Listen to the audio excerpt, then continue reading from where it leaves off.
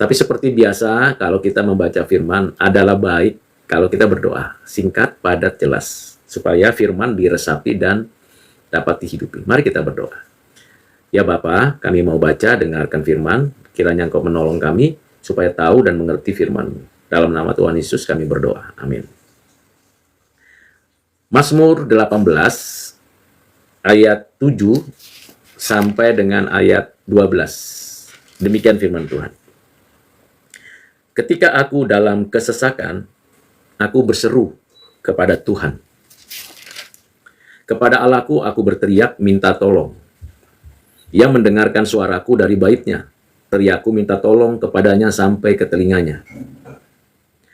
Lalu goyang dan goncanglah bumi dan dasar-dasar gunung gemetar dan goyang, oleh karena menyala-nyala murkanya. Asap membumbung dari hidupnya, api menjilat keluar dari mulutnya, bara menyala keluar daripadanya. Ia menekuk langit lalu turun, kekelaman ada di bawah kakinya. Ia mengendarai keruk lalu terbang dan melayang di atas sayap angin. Ia membuat kegelapan di sekelilingnya menjadi persembunyiannya. Ia menjadi pondoknya, air hujan yang gelap, awan yang tebal. Dari ayat 7-12 ini kita belajar beberapa hal penting.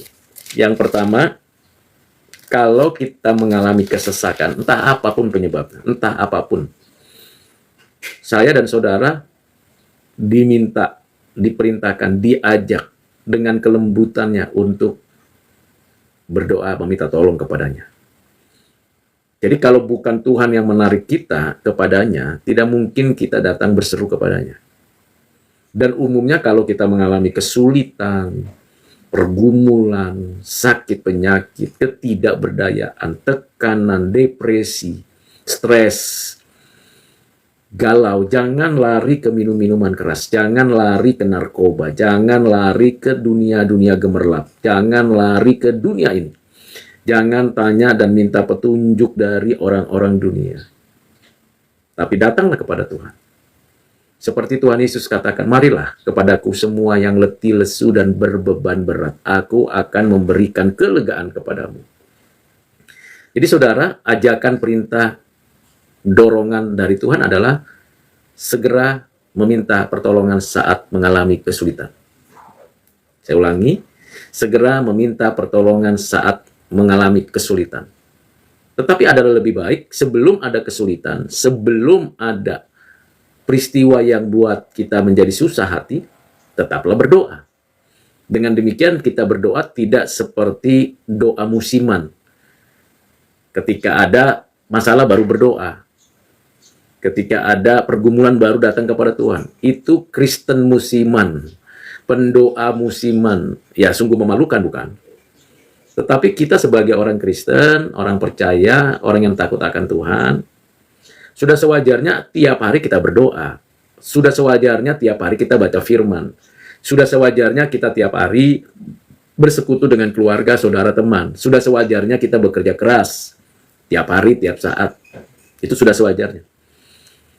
Sehingga bukan sebuah kekagetan pada batin kita kalau kita itu berdoa. Bagaimana ya cara berdoa? Tidak perlu diajarkan demikian teknis berdoa.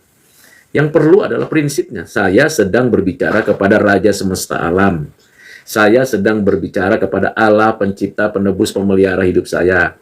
Maka saya ketika menyampaikan kata kalimat kepada Tuhan Allah, harus penuh hormat, pilihan katanya benar, dan arahnya baik, sikapnya tepat. Nah, seperti itu saja.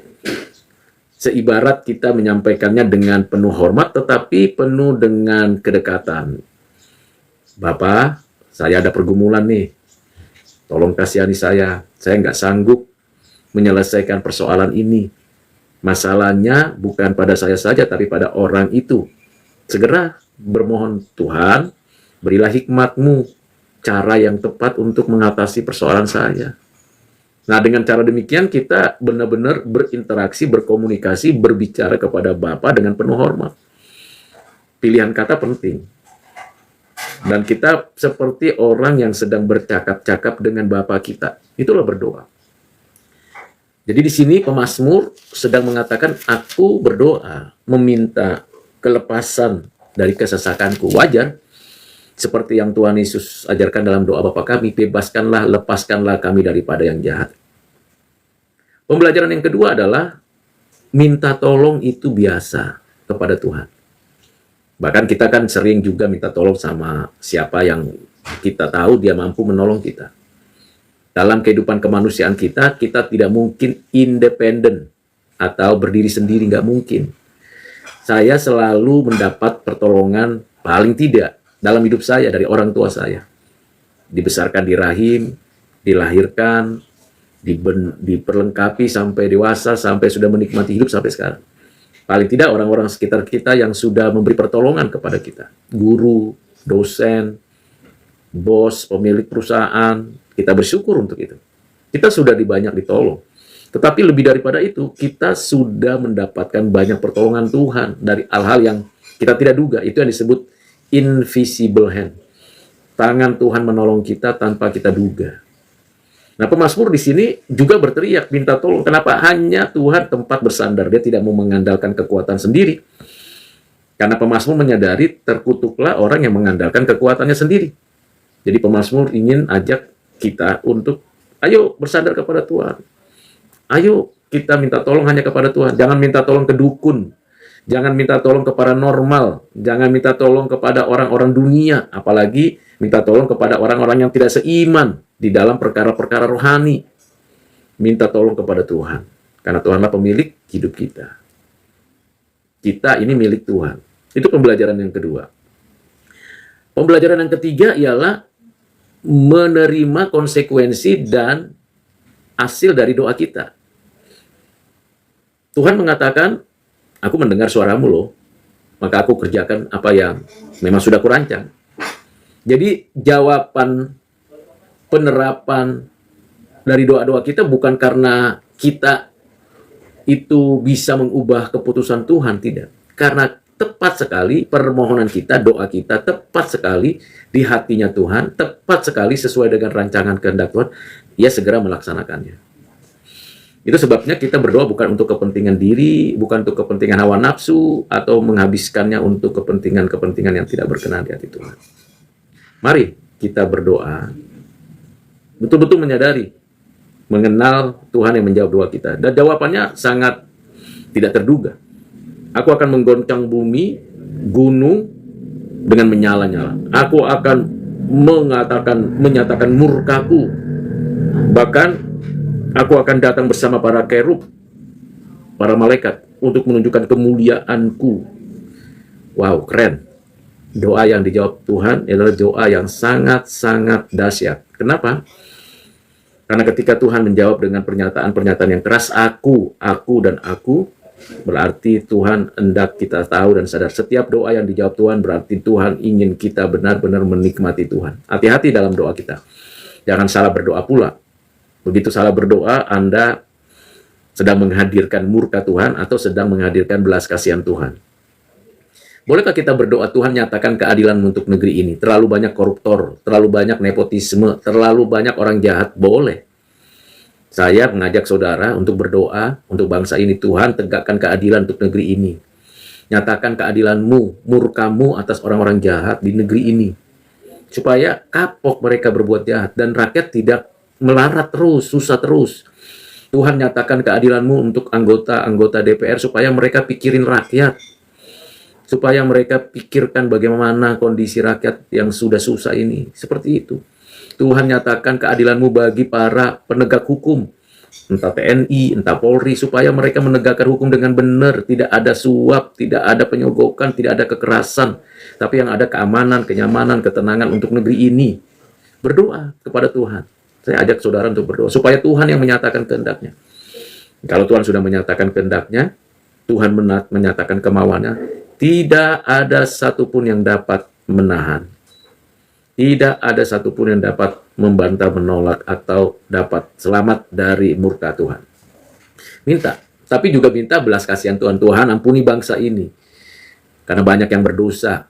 Ada banyak yang berbuat jahat. Ada banyak yang korupsi. Ada banyak yang susah. Ada banyak yang tidak adil. Tuhan, ampuni bangsa ini. Berbelas kasihanlah supaya orang-orangmu bertobat kembali kepadamu. Supaya orang-orang baik tidak imbas karena kejahatan orang-orang jahat itu. Jadi minta keadilan dan belas kasihan Tuhan. Itu harus kita lantunkan kepada Tuhan. Dan ingat jawaban Tuhan itu sangat tidak terduga. Kiranya dengan renungan dari Mazmur 18 ayat 7 sampai 12 ini saudara dapat menerapkannya. Jadi bukan hanya sekedar saya tahu, saya ngerti, saya bisa. Lakukan, doakan.